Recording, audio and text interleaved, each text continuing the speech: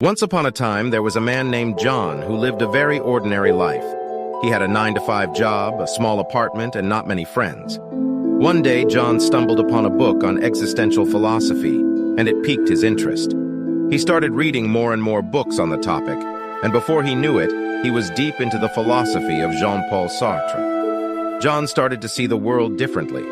He realized that he was responsible for his own life, and that there was no predetermined path for him to follow. He started to question the things he had always taken for granted, like his job and his relationships.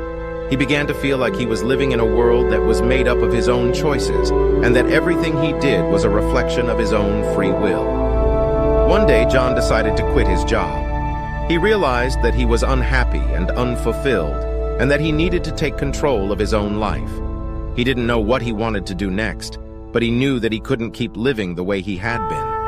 As he walked out of his office building for the last time, he felt a sense of liberation.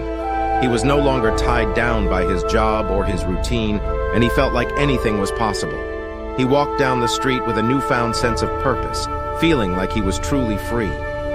But as the days went by, John started to realize that freedom wasn't as easy as he had thought. Without the structure of his job and his routine, he didn't know what to do with himself. He started to feel lost and aimless, like he was drifting through life without a purpose. It was then that he remembered the words of Sartre: "Man is condemned to be free."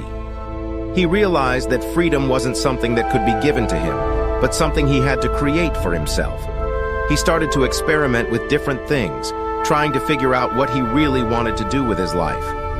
And eventually, he found his calling. He started his own business, doing something he loved, and he was finally able to experience the true freedom that Sartre had talked about. He realized that freedom wasn't just about breaking free from the things that held him back, but about creating his own path in life. From that day forward, John lived his life with purpose and conviction, knowing that he was the master of his own fate. And whenever he faced a challenge or felt lost, he would remember the words of Sartre and the lesson he had learned: that freedom was the greatest gift of all, but that it came with its own.